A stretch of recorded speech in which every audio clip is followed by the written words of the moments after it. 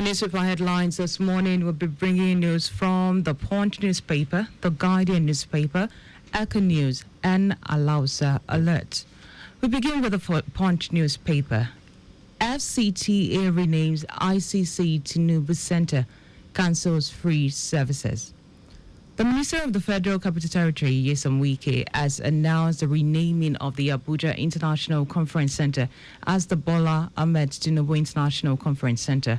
This came as President Tinubu reopened the renovated facility on Tuesday and directed all ministries, departments, and agencies to pay for its use to ensure its upkeep and long-term sustainability.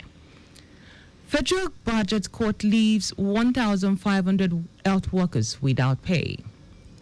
Over 1,500 health professionals under the Environmental Health Council of Nigeria has not been paid salaries in the last 20 months. The inability of the council to pay stems the directive of the federal government to cut off funding from certain agencies of government. Environmental Health Council of Nigeria, established by Act 11 of 2002, as amended, is Nigeria's primary body overseeing environmental health regulations and a wide range of activities that prevent the spread of diseases. Saudi's Aramco delays Nigeria's crude-backed 5 billion naira loan. A new crude for loan deal between the federal government and Saudi Arabian oil company Aramco, worth $5 billion, has stalled and is struggling to reach an agreement following the recent decline in crude prices. A report by Reuters, quoting 4 sources on Tuesday, stated that the deal hits a brick wall after fresh market indices and a recent decline in crude prices sparked concern among banks that were expected to back the deal. Indian Dangote workers arraigned for diverting 4 billion naira diesel. An Indian citizen, Tuka Shamsuddin, and 12 individuals were on Tuesday arraigned by the operatives of the Police Special Fraud Unit, Ikoyi, Lagos, for alleged conspiracy and unlawful diversion of automotive gas oil, commonly known as diesel, valued at over 4 billion naira, property of Dangote Industries Limited. The defendants were brought before Justice Dainde Tikpeolu of the Federal High Court along the Indian national. Now, on to the Guardian newspaper. Senate to change presidential inauguration venue, mandates June 12 address.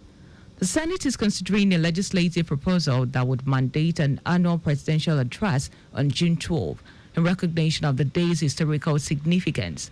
The proposal also includes a shift in the venue of presidential inauguration from Eagle Square to National Assembly Complex.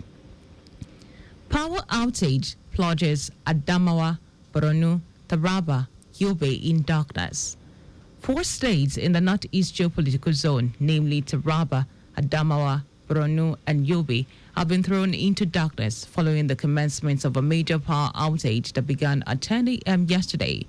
The outage, which is expected to last until 5 p.m. on Saturday, has already affected businesses and daily activities across the affected states.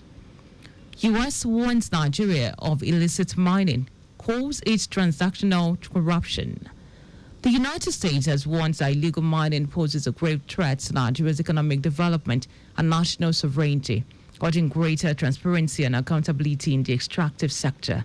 In a post on Tuesday tagged Transparency Tuesday, the U.S. mission in Nigeria stated that illicit mining not only undermines the country's economic future, but also for transactional corruption. It called for stronger governance in the mineral resources industry. It described as critical to ensuring a secure and transparent global supply chain. U.S. hailed Nigeria's prosecution of Chinese illegal miners. The United States mission in Nigeria has condemned illegal mining activities in the country, describing them as threats to Nigeria's economic stability and a contributor to global corruption. In a post shared on Tuesday via its official X handle, the U.S. mission emphasized the strategic implications of illicit mining, stating that illicit mining threatens Nigeria's economic future and fuels transactional corruption. Now, moving on to the explainer. Nigeria restates commitment to industrial transformation. The federal government of Nigeria in the United States on Thursday reaffirmed Nigeria's commitment to industrial transformation drive by entrepreneurship, speaking at the 2025 edition of the Global Entrepreneurship Congress and Startup Nations Ministerial Conference. Minister of the State for Industry, Trade and Investment, Senator John Owen Eno, described Nigeria's strategic efforts to reposition micro, small and medium enterprises as an engine of economic diversification, job creation, inclusive growth. And now to Alausa Alert.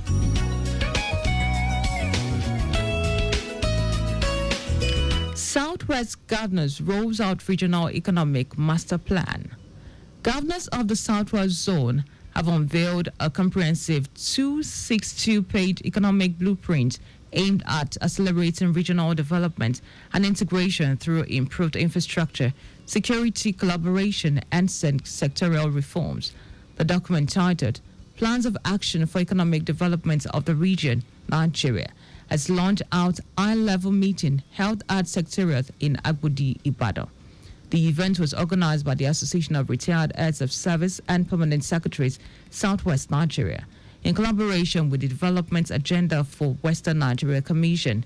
Key areas addressed in the plan include transportation, security, agriculture, education, industrialization, and governance.